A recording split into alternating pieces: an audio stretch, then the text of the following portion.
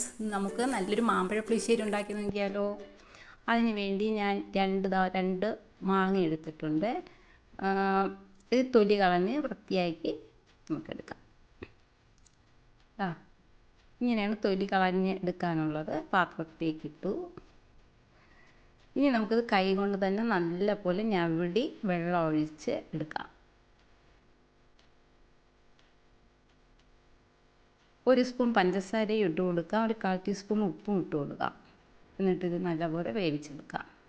ഇനി ഞാൻ ഒരു അരമുറി തേങ്ങ എടുത്തിട്ടുണ്ട്. അതിലേക്ക് 1/2 ടീസ്പൂൺ മഞ്ഞൾപ്പൊടിയും 1/4 ടീസ്പൂൺ ജീരകവും ചേർത്ത് നന്നായിട്ട് അരച്ചെടുക്കാം. അരച്ച് തീർന്ന് വരുമ്പോഴേക്ക് ഇതിലേക്ക് 2 പച്ചമുളകും ചേർത്ത് കൊടുക്കാം. അങ്ങനെ ഞാൻ അരച്ച് എടുത്തതാണ്. ഇതിനി മാങ്ങ നന്നായിട്ട് വെന്ത് വന്നിട്ടുണ്ട്. അതിലേക്ക് നമുക്കിത് ഒഴിച്ച് കൊടുക്കാം.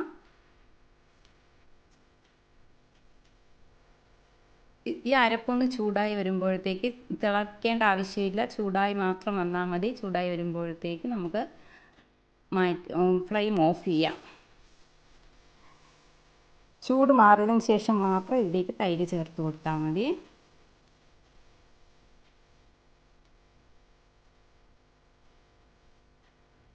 ഞാൻ ഒരു 1/4 കപ്പ് തൈരാണ് എടുത്തിട്ടുള്ളത്.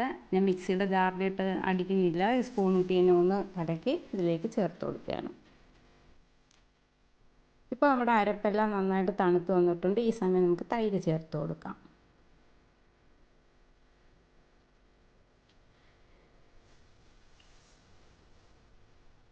തൈര് ഒഴിച്ചതിന് ശേഷം നമുക്ക് ഇതിൻ്റെ ഉപ്പും മധുരവും എല്ലാം നോക്കണം. എല്ലാം ബാലൻസായി നിൽക്കണം. പുളിയും ഉപ്പും മധുരവും ബാലൻസായി തന്നെ നിൽക്കണമെങ്കിൽ പുളിശ്ശേരി നല്ല ടേസ്റ്റ് ഉണ്ടാവുള്ളൂ. പിന്നെ പ്രത്യേക ഒരു കാര്യം, മാമ്പഴ പുളിശ്ശേരിയിൽ വെളുത്തുള്ളി ചേർക്കേണ്ടതില്ല. ഞാൻ 1-2 വീഡിയോസ് കണ്ടിരുന്നു, അതിൽ വെളുത്തുള്ളി ചേർത്തിരുന്നു. അതിൻ്റെ ആവശ്യമില്ല. ഇതാണ് ടേസ്റ്റ്. വെളുത്തുള്ളി ചേർക്കുമ്പോൾ വേറൊരു ടേസ്റ്റാണ് വരുന്നത്. അപ്പോൾ ഇതിൽ മധുരം കുറവായിരുന്നു. ഞാൻ ഒരു 1/2 സ്പൂൺ പഞ്ചസാരയും കൂടി ഇതിലേക്ക് ചേർത്ത് കൊടുത്തിരുന്നു. ഇപ്പോൾ നമ്മുടെ മാമ്പഴ പുളിശ്ശേരി നന്നായി വന്നു. ഇനി കടുക് വറുത്ത് വെച്ചിരുന്നു, അതും കൂടെ നമുക്ക് ഇതിലേക്ക് ചേർത്ത് കൊടുക്കാം. ഇപ്പോൾ മാമ്പഴ പുളിശ്ശേരി റെഡി ആയിട്ടുണ്ട്.